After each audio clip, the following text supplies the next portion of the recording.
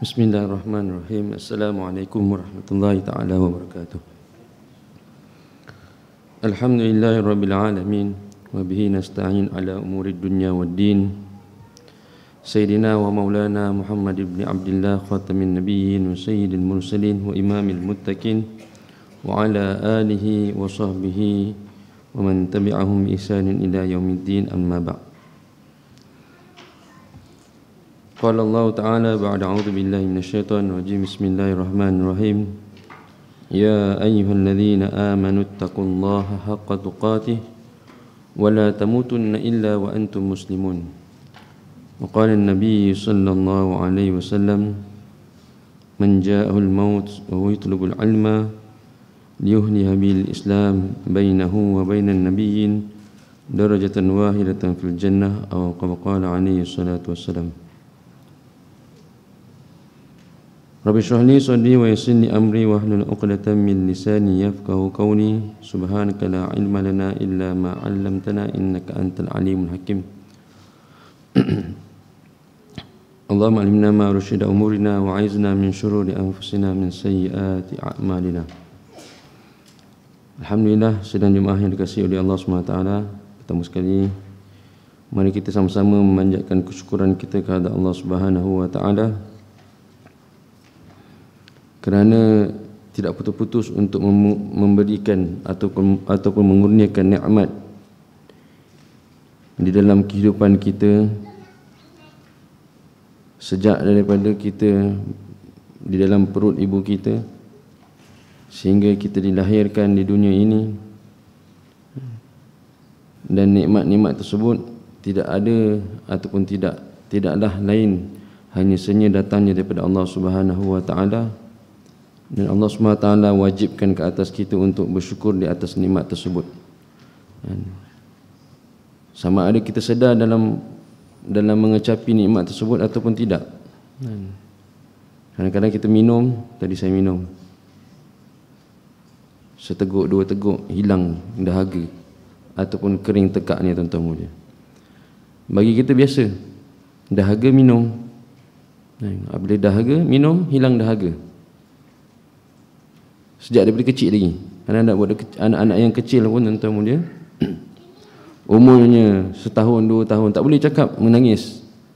Mungkin dahaga kot maknya rasa kan. Bagi dia minum, dia hilang dahaganya. Anak yang sekolah darjah 1, darjah 2, dia dahaga, dia penat bermain, dia minum, hilang dahaganya. Orang tua pun minum, hilang dahaganya. Semua manusia minum, dengan minum tadi dapat menghilangkan dahaga, tetapi ramai di antara kita yang lupa untuk memuji Allah SWT kerana hanya saja yang boleh menghilangkan dahaga kita hanya Allah. Bukan air yang diminum, tetapi keizinan daripada Allah SWT. Allah yang bagi menghilangkan dahaga itu, tuan-tuan mulia. Kerana satu masa nanti di penghujung hayat kita, tuan-tuan mulia, apabila kita minum, kita dahaga, diberi lautan air pun tidak dapat menghilangkan dahaga kita. Kerana yang menghilangkan dahaga hanya Allah. Yang menghilangkan dahaga hanya Allah. Tapi lupa, kita banyak di antara kita yang lupa untuk memuji Allah Subhanahu wa taala.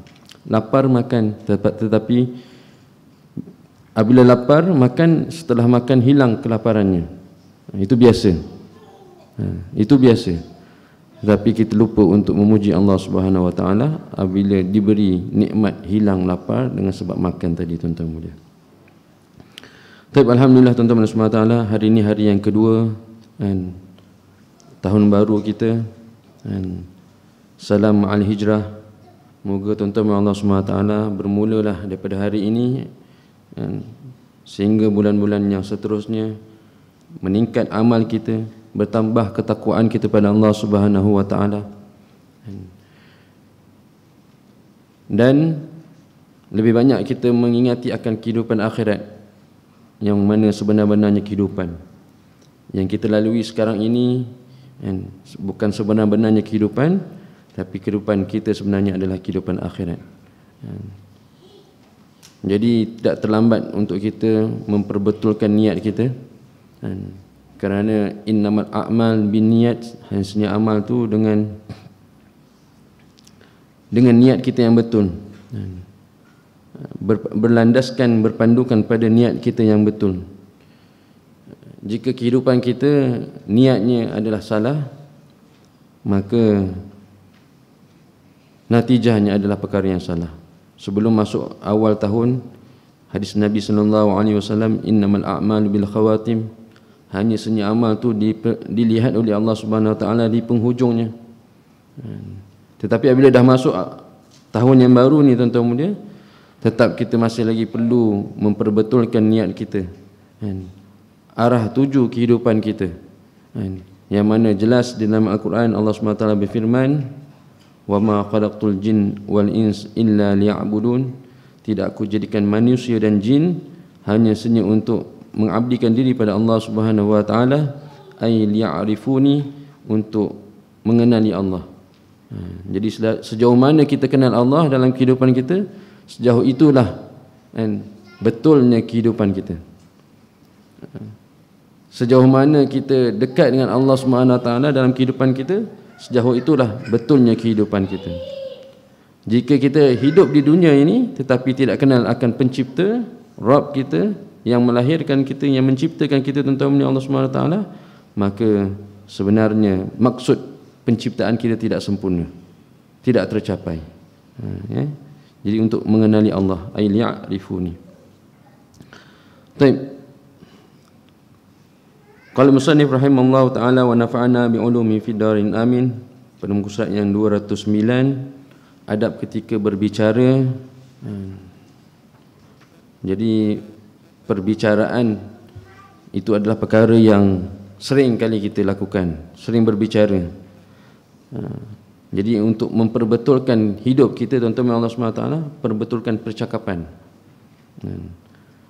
Kerana nanti diberitahu, dengan sebab percakapan lidah ni, tuan-tuan Allah SWT, maka betul iman, dan lahir daripada iman yang betul ialah amal-amal yang soleh. Jadi adab betul lah, kebetulan kita pada adab ketika berbicara, maka insya-Allah moga-moga bermula daripada tahun ini kita tidak mahu lagi bercakap dengan perkara-perkara yang khata', salah, ataupun sesuatu yang mendatangkan maksiat sehingga kita menerima dosa di sisi Allah Subhanahu Wa Taala. Walaupun kita ni kalau cakap tak elok di sisi makhluk, oh hebat kawan kita tu, asal cakap je kita akan tergelak, asal cakap dia akan menghiburkan diri kita, tuan-tuan, rasa macam tak kering gusi. Tapi waktu dia menggelakkan orang, bercakap dengan lawak jenakanya, tak salah jawab lawak jenaka.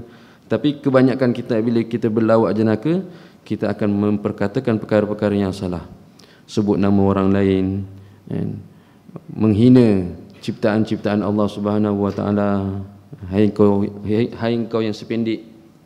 Kawan yang pendek tu, dia pun daripada kecil orang panggil dia pendek, dia pun sama gelak. Tapi itu satu perkara yang tidak baik, tuan-tuan Allah SWT. Jelas bahawasanya kita menghiburkan manusia, tetapi kita mendatangkan dosa dalam diri kita. Orang yang paling hina dina ialah orang yang mengorbankan mengorbankan akhiratnya kerana kehidupan, kerana dunia orang lain.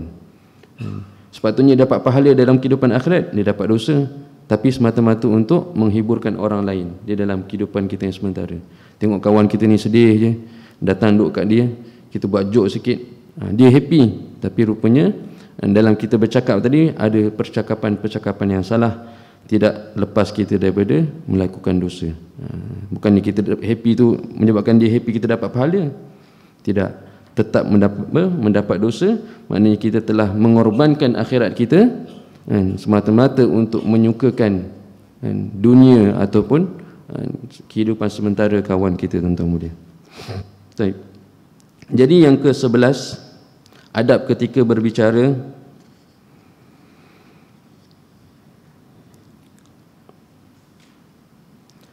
mengulang pembicaraannya sampai seseorang yang diajak berbicara dapat memahaminya secara sempurna. Mengulang pembicaraannya sampai seseorang yang diajak berbicara dapat memahaminya secara sempurna. Sebab itu kalau kita ada apa-apa halqah, kan, mula-mula dalam satu halqah tu yang cakap seorang, macam sekarang ni contoh kata saya yang bercakap, kan.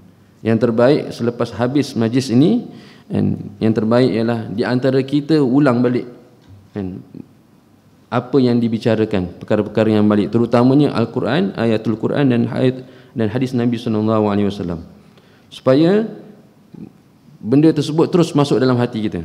Dia kalau lalu sepintas lalu dia tak ingat, lagi-lagi kita ni bukan orang Arab, kan.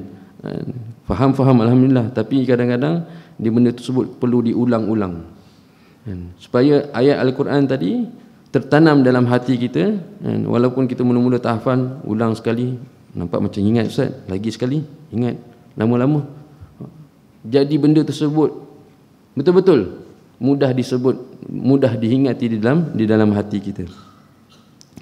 Jadi dua majlis. Satu majlis halqah tadi, apabila majlis halqah tadi telah sempurna tamat, maka di akhirnya ada majlis taqrir, pengulangan.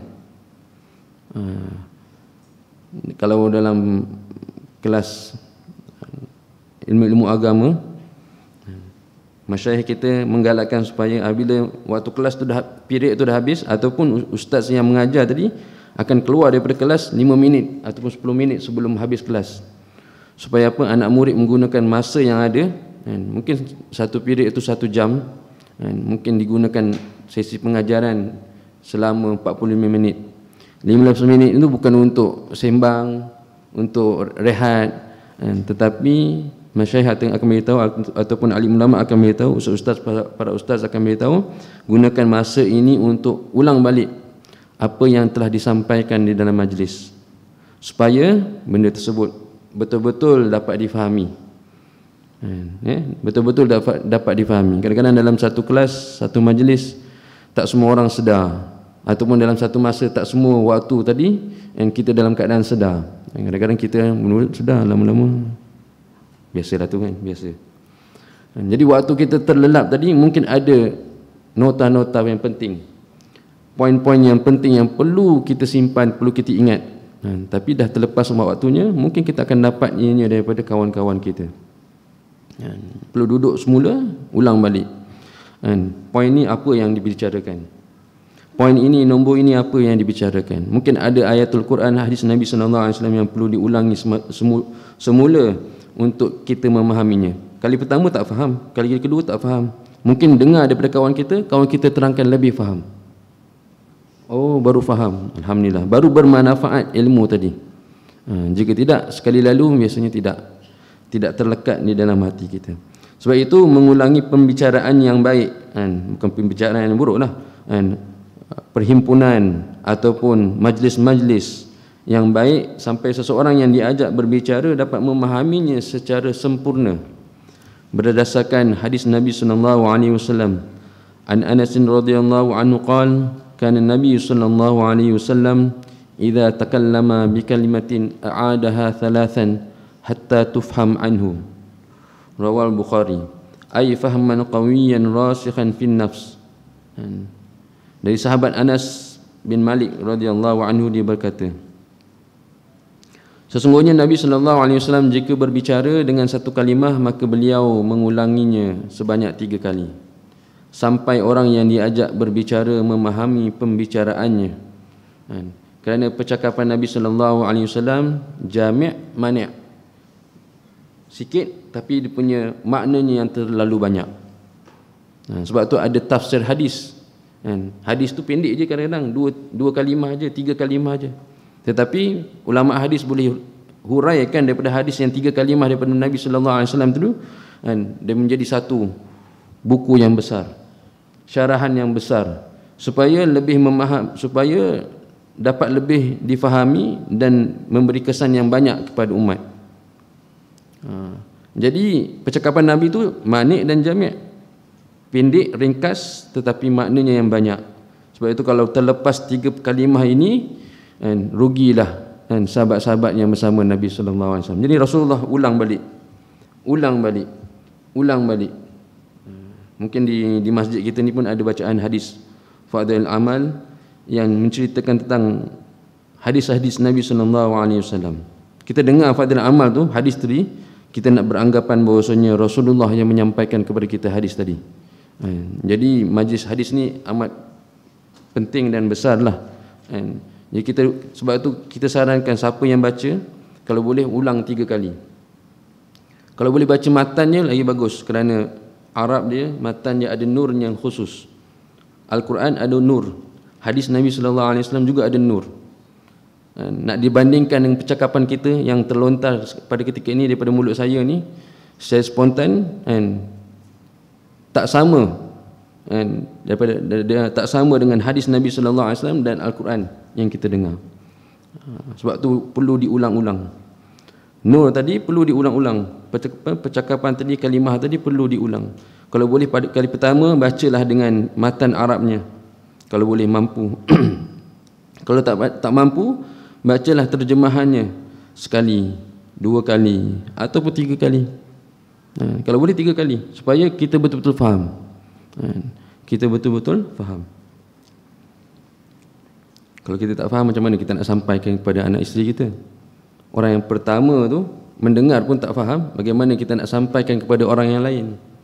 Sebab tu kita datang masjid ni kena bawa satu perkara yang besar, satu hadiah yang besar kepada ahli keluarga kita, tidak lain tidak bukan ialah ayat-ayat Al-Quran dan hadis Nabi sallallahu alaihi wasallam. Di zaman Nabi sallallahu alaihi wasallam, bersama Nabi sahabat-sahabat, mula-mula Nabi melarang para sahabat untuk menulis macam ni, larangan sebenarnya di zaman Nabi mula-mula. Nabi bercakap, yang keluar daripada mulut Nabi adalah hadis Nabi sallallahu alaihi wasallam, dilarang sama sekali untuk menulis mula-mula. Tapi Nabi perintahkan waktu yang sama juga, apa yang keluar daripada mulut Nabi sallallahu alaihi wasallam disampaikan kepada anak isteri para sahabat di rumah masing-masing. Jadi sahabat-sahabat hafal. Kemudian setelah beberapa lama baru dibenarkan untuk menulis. Jadi mengingati hadis tadi, tuan-tuan mulia, lebih baik, lebih berkesan. Sebab tu Rasulullah sallallahu alaihi wasallam sendiri ulang perkara tersebut beberapa kali. Taib. Hatta tufham ay fahman qawiyan rasikhan fin nafs, iaitu dengan kefahaman yang kuat. Tak ada dalam hadis, tak ada dalam terjemahan tadi, tetapi maksud daripada ay fahman qawiyan iaitu dengan kefahaman yang kuat, yang rasikh fin nafs, yang meresap di dalam jiwa kita. Kadang-kadang percakapan bahasa Arab ni tuan-tuan lebih tinggi. Saya cakap tadi takrir itu berulang-ulang. Sebenarnya dalam bahasa Melayu pun digunakan perkataan tersebut, iqrar. Kita guna perkataan iqrar, mungkin juga ianya diambil daripada perkataan bahasa Arab, iqrar. Takrir maksudnya diulang-ulang. Dalam hadis Nabi sallallahu alaihi wasallam, al-imanu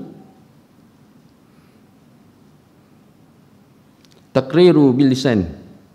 Iman yang kita ada dalam hati kita ni kena buat macam mana tuan-tuan mulia? Takriru bil lisan, kena diulang-ulang dengan lidah kita. Dia tidak memadai dengan sekali satu hari ucap la ilaha illallah dengan lidah kita. Takriru bil lisan maknanya diulang-ulang setiap masa. Di dalam solat, luar solat, ketika bercakap, itu kerja iman. Itu orang kata syarat untuk menyempurnakan iman. Perlu dicakap berkali-kali sampai akhir kalam husnul khatimah. Sampai kalau kita akhir kalam kita tak ucap perkara ini pun tuan-tuan mulia, talqinkan sampai mayat-mayat kamu dapat mengucap kalimah la ilaha illallah.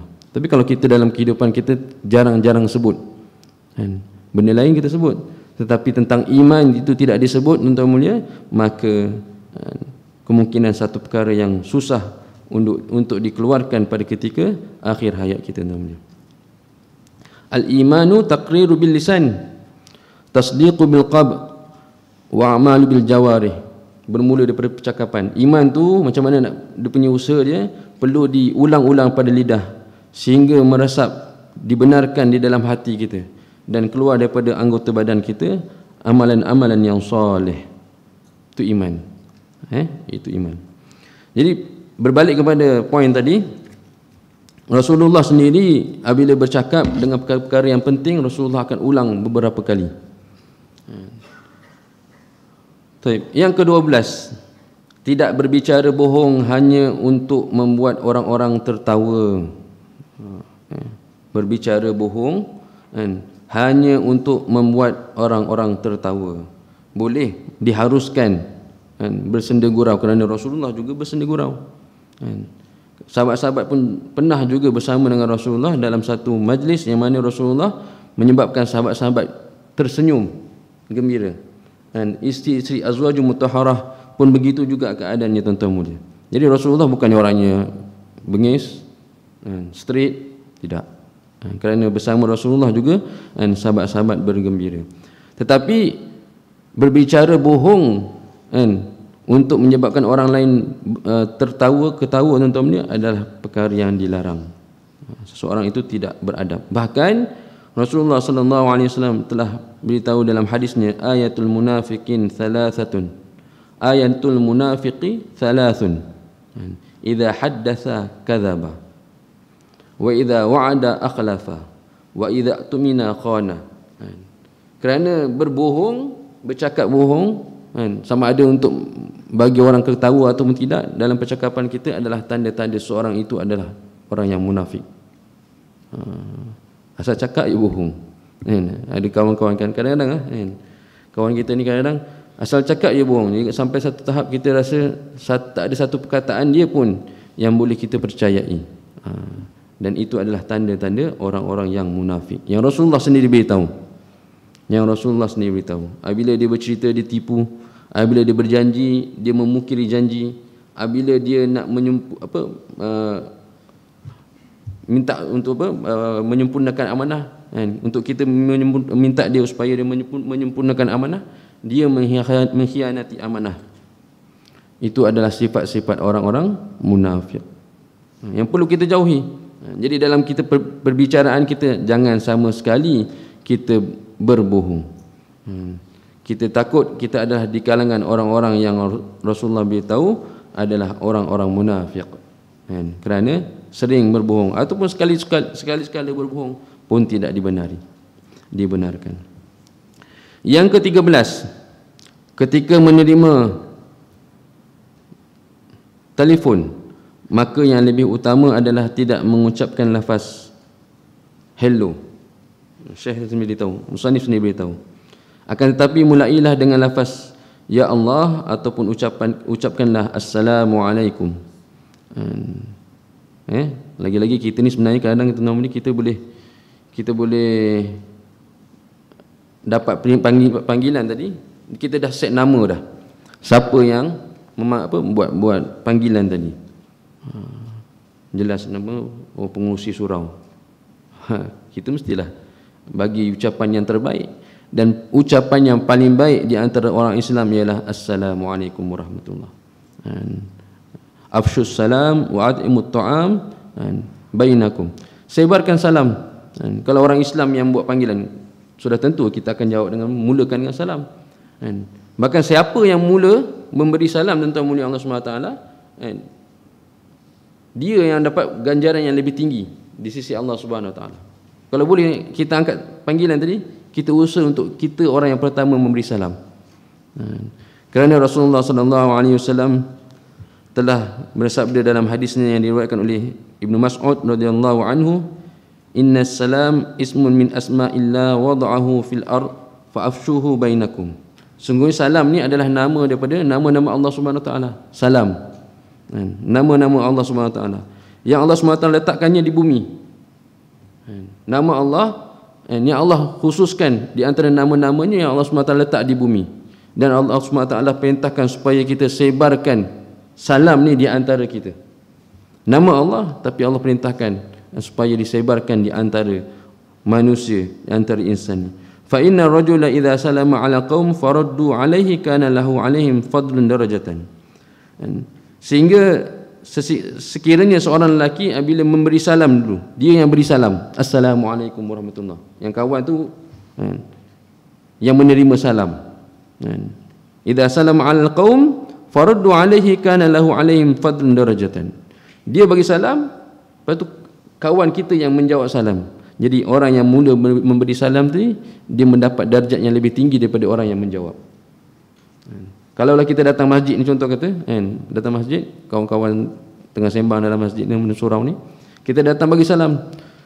Sekali bagi salam, yang lain semua 6, 7 orang, 8 orang, 100 orang menjawab salam kita, tuan-tuan Allah SWT, yang bagi salam tetap darjatnya lebih tinggi daripada orang yang menjawab salam, walaupun ramai depan kita. Walaupun ramai depan kita, tuan-tuan. Li'annahu dzikruhum, kerana dia yang yang mengingati orang yang ramai tadi. Orang yang bagi salam tadi, dia yang mengingatkan tentang kesejahteraan, yang mula memberi salam, tuan-tuan Allah SWT, maka dia yang penyebabnya, maka dia punya darjat lebih tinggi daripada orang yang menerima salam. Fa illam yaruddu alaihi ruddan alaihi man huwa khairun minhum atyabu. Jika dia bagi salam, orang yang seramai-ramai tadi ataupun kawan dia tadi tak menjawab salamnya, maka dia lebih baik daripada orang tersebut. Orang yang bagi salam tadi lebih baik daripada orang yang tidak menjawab salam. Jadi apabila kita menerima panggilan, tahu yang membuat panggilan tadi adalah orang Islam, lagi-lagi lah kalau ayah kita, ibu kita, orang yang kita sayang, tuan-tuan mulia, cepat-cepat bagi salam. Kalau boleh kita orang yang pertama, Assalamualaikum, dan bagi salam yang paling sempurna, dan ianya lebih atyab, lebih baik daripada menyingkatkan salam, Assalamualaikum ataupun Assalamualaikum warahmatullahi wabarakatuh, itu lebih baik. Ya, jadi adab kita mengangkat panggilan telefon pun perlu dengan memberi salam. Jadi kitab ni, tuan-tuan, kitab asriyah, kitab yang terkini, dikarang oleh Syekh ni, dan Syekh ni masih hidup lagi, tuan-tuan mulia. Sehingga yang di hujung nanti, tuan-tuan mulia, ada bab yang menceritakan tentang adab-adab menggunakan telefon bimbit. Dulu telefon bimbit tak ada. Jadi sekarang sering kali semuanya pakai telefon bimbit. Anak sekolah rendah pun kadang-kadang pakai telefon bimbit. Tapi kita tidak sertakan dengan adabnya, maka kadang-kadang kita terjerumus pada melakukan dosa-dosa, tuan-tuan. Baik. Maksudnya kalau kita menerima panggilan, terus mulakan dengan memberi salam, Assalamualaikum warahmatullahi wabarakatuh. Biar panjang tak apa. Biar kita ni walaupun walaupun sama ada kita yang buat panggilan ataupun kawan kita yang buat panggilan, kita lebih pahalanya ni daripada orang yang sana, tuan-tuan mulia. Kita biar lebih pahalanya, lebih ahsan, lebih baik daripada orang yang menjawab salam tadi. Yang ke-14, berkata dengan kalimah yang baik atas nafkah yang telah dikeluarkan untuk amal ketaatan. Contohnya, aku telah mengeluarkan nafkah 50 juta atau untuk membiayai nikah, atau untuk menunaikan ibadah haji, atau untuk menjamu tetamuku, dan janganlah mengucapkan aku telah rugi. Berbeza faham tak kataan dia? Sering menggunakan kalimah yang baik dalam contoh kata dia nak belanja kawan dia, aku telah keluarkan nafkah, aku telah belanja kawan aku sekian-sekian ringgit untuk makan malam ni, insya-Allah. Jangan kita sekali-kali cakap malam ni aku rugilah sebab belanja kau. Perkataan tu tak baik. Walaupun nampak bersenda gurau, tapi sebenarnya itu adalah di sisi Allah SWT pahala, tetapi seolah-olah kita tidak redha dengan wang yang kita gunakan untuk belanja kawan kita. Aku telah rugi. Tak rugi. Hakikatnya tidak rugi. Memang rugi pada zahirnya, tapi diganda-gandakan oleh Allah SWT dalam kehidupan akhirat nanti, yang sekarang kita tak nampak. Sebab itu perlu pada niat yang betul, ikhlas, tuan-tuan mulia, dan jangan sekali-kali melontarkan percakapan ataupun kalimah-kalimah yang tak baik. Kecuali terhadap perkara yang dimakruhkan atau diharamkan, maka diperbolehkan. Macam tadi belanja kawan, malam ni aku belanjalah, insya-Allah. Aku belanja kawan-kawan aku yang makan malam sama-sama. Moga Allah SWT memberkati, tuan-tuan, memberkati rezeki yang saya kongsikan ni. Tapi jangan sekali-kali kata habis malam ni aku telah merugikan duit aku sekian-sekian banyak. Nampak macam kelakar, nampak macam joke ke apa tuan-tuan, tapi itu adalah percakapan yang tidak baik. Tetapi ini tidak bermasalah ataupun tidak menjadi perkara yang tidak baik pada perkara-perkara yang dimakruhkan atau diharamkan, maka diperbolehkan. Contohnya apa tuan-tuan? Beli benda yang haram ataupun makruh. Benda ni sama ada dia jatuh haram, kebanyakannya mengatakan ianya adalah jatuh haram, ataupun makruh, iaitu beli pot, orang kata apa? Pot kan, rokok tu, rokok elektrik tu. Malam ni aku kena beli baru, merugikan, itu tak apa. Ataupun beli rokok yang setengah ulama mengatakan jelas ia adalah haram. Berapa ringgit wallahu alam, saya tak pernah beli, jadi ada kata 18, berapa harga sekarang. Jadi pembiayaan untuk perkara tersebut kita kata ini sebagai rugi, tidak mengapa. Yang selainnya tuan-tuan mulia, sama ada apa-apalah yang kita gunakan untuk kehidupan harian kita, perkara tersebut bukan satu kerugian, bahkan ada pahalanya di sisi Allah Subhanahu Wa Taala. Gunakan wang kita untuk pergi bekerja, menafkahkan kenderaan kita, ataupun kita gunakan satu kenderaan kereta yang kita gunakan untuk mencari rezeki. Waktu yang lain kereta tersebut dia meragam ke apa, kita memperbaikinya. Jadi pembiayaan untuk memperbaiki kenderaan itu satu perkara yang baik, perkara yang harus, dan bahkan ada pahalanya di sisi Allah Subhanahu Wa Taala. Jangan kita kata ini sebagai satu rugi. Biasanya kita kata rugi, nah habislah, ni rosak, itu rosak, sana bunyi, ni bunyi, contoh kata, dah rugi dah, baru pakai 2-3 tahun, contoh kata, kita rasa bahawasanya ini satu perkara yang rugi. Tidak. Kerana Rasulullah sallallahu alaihi wasallam sendiri dalam hadisnya yang biasa kita dengar, mafhumnya bahawasanya pahala bagi orang yang menjaga kenderaannya ataupun berbuat baik kepada kenderaan. Di zaman Rasulullah tidak ada kereta, ada unta, ada lembu. Jadi kita bagi makan kepada kenderaan kita pun, pada ketika itu pun ada pahalanya di sisi Allah SWT. Sama juga kenderaan yang kita gunakan untuk pergi ulang-alik ke masjid, untuk pergi mencari rezeki, dan kita gunakan, ada kerosakan, kita biayai, maka di situ bukannya satu kerugian, bahkan pahala di sisi Allah SWT. Kita tak nampak, kita tidak nampak. Biasanya percakapan yang kita guna rugi. Asal nak betulkan kereta, asal kereta masuk bengkel ya, rugi. Itu perkataan yang tidak betul. Perkataan yang tidak betul. Tetapi untuk perkara-perkara yang haram yang kita beli untuk kita guna, salah satu yang kita boleh faham ialah rokok ataupun pot tadi, kita kata ini satu kerugian. Kita gunakan duit kita untuk menafkahkan benda ni, beli benda ni, maka itu adalah satu kerugian. Itu tak apa cakap perkara tersebut. Tapi perkara tersebut biasanya jarang orang cakap. Habis aku tak ada pot ni, boleh mati ni, tak ada rokok, boleh mati ni, boleh sesak nafas ni, biasanya kita cakap. Sepatutnya itulah percakapan yang sepatutnya, ialah yang itu kita boleh kata sebagai satu kerugian. Al-Imam Nawawi dalam kitabnya Al-Azkar,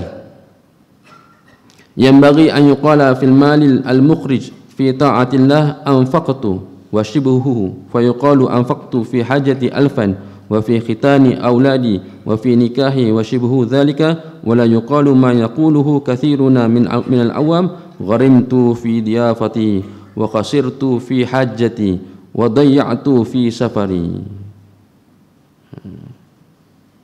Imam Nawawi beritahu, dianjurkan untuk mengatakan kalimah yang baik pada harta yang telah dikeluarkan untuk amal ketaatan kepada Allah Subhanahu Wa Taala. Misal contohnya, lafaz saya telah menafkahkan, atau yang sama maknanya seperti mengatakan aku telah nafkahkan untuk membiayai hajiku 1,000. Kalau harganya 1,000 lah.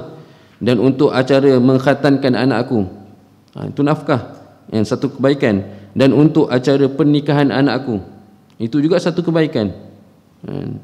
Sebenarnya kita biasa kalau ada majlis perkahwinan, kita akan rasa bahawasanya wang kita akan berkurangan. Bukan kurang sikit-sikit, banyak catering sekarang mahal, contoh kata kan, dewan lagi banyak, kita rasa itu adalah satu kerugian. Sebab tu ramai orang kalau boleh jimat-jimat boleh. Kita buat sekadar yang kita mampu. Yang tak dibenarkan ialah mengeluarkan harta untuk pernikahan melebihi daripada kemampuan. Itu yang dilarang. Tapi kalau kemampuan kita, kan, kita boleh buat, diharuskan, bahkan pahala di sisi Allah SWT. Kan. Dan itu semua itu adalah pahala di sisi Allah SWT. Dan juga yang sama maknanya, dan janganlah mengucapkan perkataan sebagaimana yang diucapkan oleh sebahagian besar daripada orang-orang awam, orang yang tidak berilmu. Contohnya, misalnya, aku berhutang kerana sebab menjamu tetamuku. Tetamu datang, dia apa, menjamu tetamunya dengan duitnya, dia rasa bosnya kerugian, rasa kerugian di situ. Sebenarnya tidak.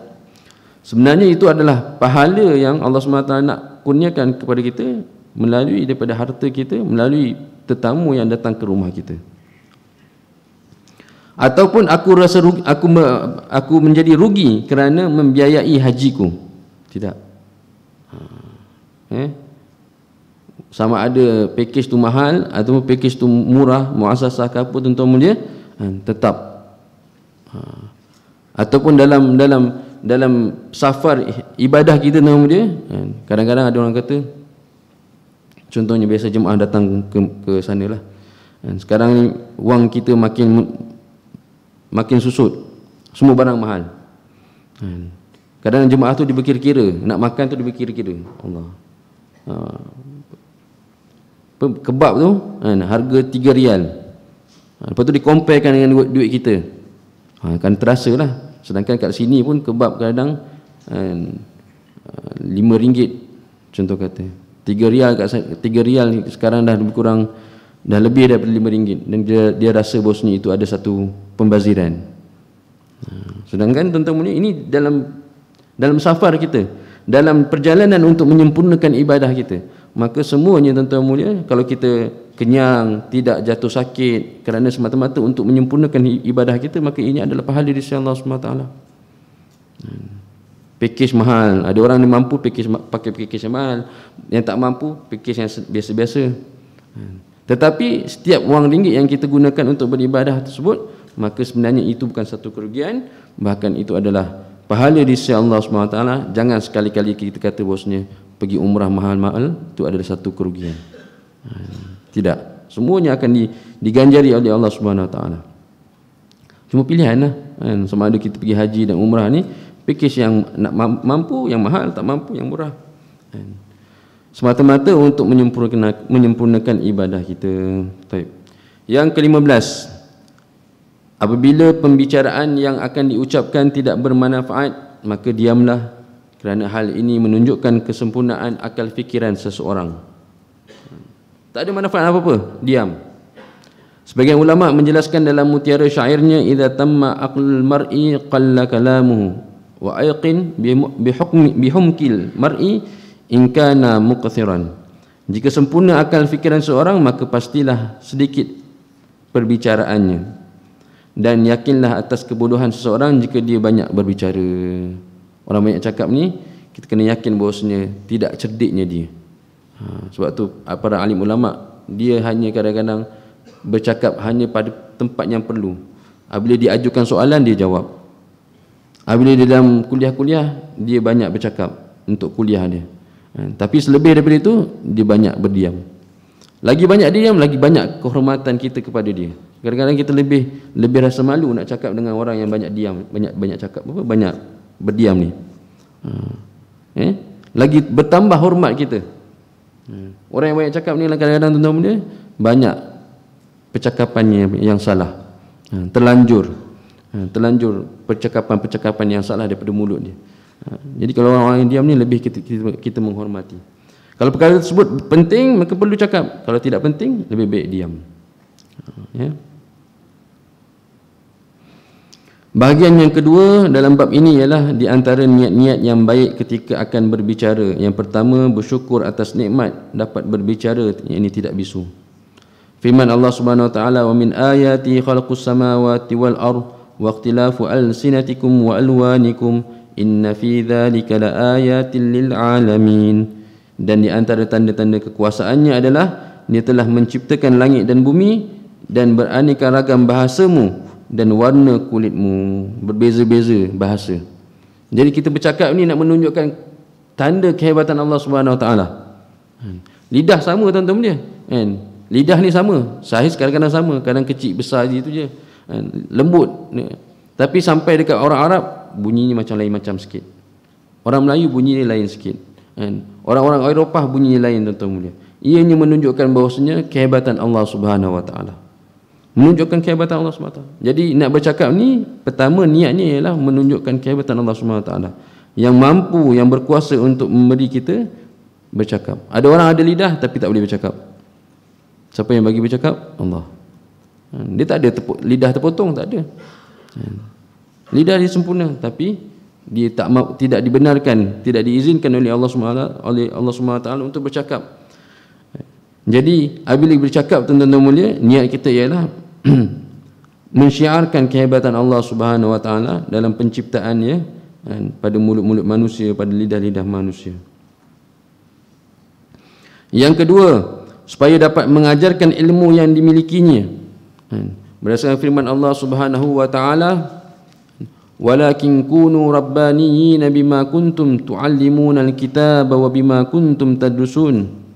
Dan akan tetapi Allah berkata, jadilah kamu sekalian sebagai orang-orang yang rabbani, iaitu orang yang mengajarkan ilmu secara bertahap, kerana kamu selalu mengajarkan alkitab, dan disebabkan pula kerana kamu tetap mempelajarinya. Jadi gunakan lidah ni untuk menyebarkan ilmu agama Allah Subhanahu Wa Taala. Apa saja yang kita ketahui daripada ilmu-ilmu agama Allah Subhanahu Wa Taala, sepatutnya kita gunakan dengan perantaraan lidah kita untuk berkata tentang ilmu Allah. Orang yang banyak ilmu yang tuan-tuan mulia, daripada dia bangkit daripada tidur di pagi hari sampai waktu malam, apa yang keluar daripada mulutnya adalah ilmu belaka. Sebab tu kalau kita selalu berdamping dengan orang-orang yang berilmu, tuan-tuan mulia, kita jadi penat. Penat apa? Penat nak menyimpan ilmu. Kerana setiap percakapan dia adalah mutiara-mutiara kata. Kadang-kadang kita tengok dalam media sosial tu, kalam syekh ni, kalam syekh ni. Apa yang kita dengar kadang bukannya hadis. Apa yang kita dengar bukannya Al-Quran. Tetapi apabila kita tenung betul-betul percakapan dia, tuan-tuan mulia, Allahu Akbar, boleh memberi kesan yang mendalam dalam kehidupan kita. Satunya yang biasa saya ulang-ulang juga. Ini bukan keluar daripada mulut baginda Rasulullah sallallahu alaihi wasallam, bukan ayat Al-Quran. Ketika Sayyidina Bilal radhiyallahu anhu sedih dan kewafatan Rasulullah, yang menenangkan Sayyidina Bilal siapa? Sayyidina Abu Bakar radhiyallahu anhu. Apabila Sayyidina Bilal radhiyallahu anhu menangis, Sayyidina Hadrat Abu Bakar radhiyallahu anhu beritahu bahawasanya orang yang menangis kerana rindukan Rasulullah, di akhirat dia tidak akan ditinggalkan oleh Rasulullah. Cukup. Kalau kita pernah nangis kerana rindu Rasulullah, banyak kita tengok orang asal cerita sikit tentang sirah Rasulullah, dia akan menangis. Orang yang menangis yang ini, tuan-tuan mulia, ini bukan menangis biasa-biasa. Pasti di akhirat nanti Rasulullah akan bersama dia. Dia tidak akan ditinggalkan oleh Rasulullah sallallahu alaihi wasallam. Macam kita, ada ayah dan ibu, kita hidup bersama beliau mungkin sekian-sekian tahun, sampai satu tahap dia telah meninggalkan kita. Ada waktu-waktunya bila orang yang kita sayang telah pergi, kita terkenang kisah dia, kita akan menangis. Kita akan menangis. Sebab apa? Kita ada memori bersama dengan orang yang kita sayang. Sama dengan macam Sa'ad Bilal radhiyallahu anhu. Tapi nak beritahu tentang percakapan tadi, makalah ataupun kalimah yang keluar daripada mulut Sayyidina Abu Bakar radhiyallahu anhu, yang ini bukan hadis, tetapi kita boleh simpan dalam hati kita. Bahawasanya kalau kita pernah nangis kerana cintakan Rasulullah, lagi-lagi kita ni tak pernah jumpa Rasulullah, 1445 tahun berlalu, tuan-tuan, tak pernah dengar Rasulullah. Macam mana kita tahu tentang Rasulullah? Melalui Syama'il Muhammadi, hadis-hadis berkenaan Rasulullah sallallahu alaihi wasallam. Kita boleh bayangkan bagaimana Rasulullah, badannya, rupanya, rambutnya, alat-alat dia, tuan-tuan mulia. Bayangan kita. Tapi kerana cinta pada Rasulullah sallallahu alaihi wasallam, ini perantaraan ini, apa yang disampaikan oleh hadis-hadis, apa yang disampaikan oleh ulama-ulama kita, kita berasa rindu dengan Rasulullah sallallahu alaihi wasallam. Orang tak pernah jumpa Rasulullah, apabila dia dekat dengan makam Rasulullah, dia akan rasa satu perkara, sesuatu di dalam hati, menyebabkan dia akan menangis. Jadi Sayyidina Abu Bakar beritahu bahwasanya orang yang menangis kerana Rasulullah, maka di akhirat dia tidak akan ditinggalkan oleh Rasulullah sallallahu alaihi wasallam.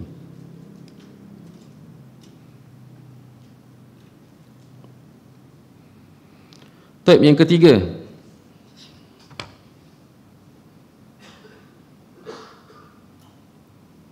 niat untuk ketika berbicara, yang ketiga ialah untuk menyenangkan hati orang lain dengan cara mengucapkan perkataan yang baik dan sopan. Menyenangkan hati orang lain dengan cara mengucapkan perkataan yang baik dan sopan. Ada orang dia tak suka cerita khabar-khabar negatif. Dia suka cerita yang baik-baik je. Walaupun yang negatif tu tentang Allah SWT ada perkara yang benar, tapi dia tak suka. Dia tak suka. Dia nak cerita yang baik-baik je, yang happy-happy je. Yang salah satu perkara yang baik ialah daripada Al-Quran, daripada hadis Nabi sallallahu alaihi wasallam. Yang buruk-buruk dia tak suka nak dibicarakan. Salah satu yang contoh yang saya pernah cerita ialah kalau kat tempat kita ni ada satu majlis-majlis maksiat. Orang-orang yang baik, orang-orang yang dekat Allah SWT, dia tak suka nak cerita majlis tersebut. Walaupun perkara tersebut ada wujud, dia tahu, tapi dia tak pernah cakap. Kalau ada majlis-majlis yang selawat-selawat, majlis-majlis yang dekat dengan Allah SWT, yang dirahmati oleh Allah SWT, itu biasa, dia biasa cakap. Tapi apa majlis-majlis yang manusia berhimpun yang menyebabkan maksiat tersebar, dia tahu tapi dia tak cakap. Ini orang yang tak salah menggunakan lidah. Tapi kalau nak cakap kerana nak beritahu, ada ni sekian-sekian jangan pergi, itu tak apa.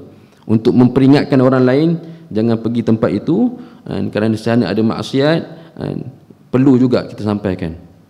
Itu dakwah yang perlu kita sampaikan kepada orang lain. Tapi untuk mencanang perkara-perkara buruk, dia tak suka.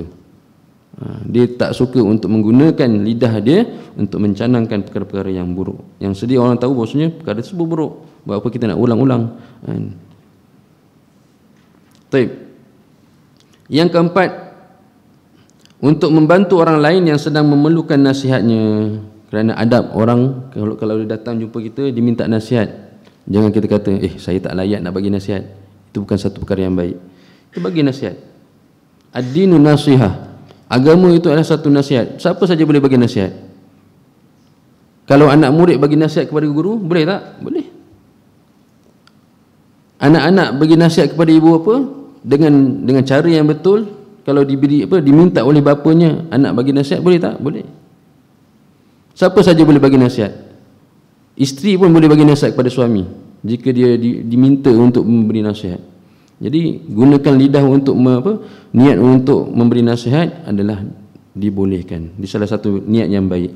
Yang kelima, untuk mempermudahkan dalam menanyakan hukum hakam, hukum-hukum masalah yang tidak dipahami, gunakanlah lidah. Kerana orang yang bertanya dia dapat. Orang yang tak bertanya, ada satu cerita yang biasa saya ceritakan bersama dengan jemaah ialah kalau kita nampak satu benda yang ustaz-ustaz buat yang bercanggahan dengan apa yang kita faham, kita tak tanya, maka kita akan seolah-olah memburuk-burukkan ustaz tersebut. Tapi kalau kita tanya, kita akan dapat apa? Ilmu dan pahala. Jadi gunakan lidah kita ni untuk sering bertanya. Benda terutamanya perkara-perkara yang kita tak tahu. Ataupun kita dah tahu dan kita tahu bahawa jawapannya insya-Allah jawapannya ini. Tapi untuk semata-mata untuk sampaikan kepada orang lain, maka itu juga diperbolehkan. Yang keenam, untuk mengamalkan adab-adab dalam berbicara. Kita dah belajar adab-adab berbicara, jadi gunakan lidah untuk mengamalkan adab-adab tersebut. Kalau kita tahu tapi jadi senyap ya, tak boleh kita amalkan kan. Contohnya kita tahu bahawasanya nak berbicara ni adabnya kena ulang 3 kali macam yang tadi mula-mula kita dengar tadi. Tapi kita ni jadi senyap, tak suka cakap, tak suka nak menggunakan lidah kita, maka adab tadi tak dapat nak diamalkan. Rugi tuan-tuan. Yang ketujuh, supaya dapat berzikir dengan lisan. Allahu Akbar. Ini yang kita kena banyak doa tuan-tuan mulia, supaya Allah SWT banyak gunakan lidah kita untuk ingat Allah Subhanahu Wa Taala. Kerana ada orang yang telah yang diberitahu oleh Allah SWT di akhirat nanti, ada manusia yang telah masuk ke dalam syurga, tetapi dia akan berasa sesal ataupun menyesal kerana banyak masa di dunia ni tuan-tuan mulia berlalu tanpa berzikir pada Allah SWT. Tanpa berzikir pada Allah SWT. Kerana berzikir itu mudah. Dalam keadaan apa sekalipun kita boleh berzikir, boleh mengingati Allah SWT, bertahmid, bertahlil, bertakbir. Tuan-tuan semua, tidak ada mana-mana larangan kecuali dalam tandas lah. Jangan kita bertakbir labbaik Allah, takbir dalam apa? Allahu akbar, Allahu akbar dalam tandas. Tak boleh lah. Itu je. Yang lain semua boleh. Dalam bilik tidur boleh, di tempat kerja boleh, dalam kereta boleh tuan-tuan. Berzikirlah sebanyaknya. Hatta dalam keadaan berjanabah pun tuan-tuan Allah SWT, kita diperbolehkan untuk berzikir. Jadi gunakanlah sebaik mungkin. Kalau tak ada apa perkataan nak dicakap, tidak ada siapa yang di hadapan kita untuk kita bercakap tuan-tuan, maka memperbanyakkanlah berzikir pada Allah Subhanahu Wa Taala. Tak ada wuduk pun boleh berzikir. Kerana satu subhanallah kita ucapkan sekarang ni tuan-tuan mulia, kita tak nampak ganjarannya. Ke akhirat nanti baru nampak. Subhanallah, subhanallah. Ada orang ni asal jumpa apa-apa tuan-tuan mulia, setiap detiknya akan berzikir pada Allah Subhanahu Wa Taala. Masya-Allah. Allahu akbar.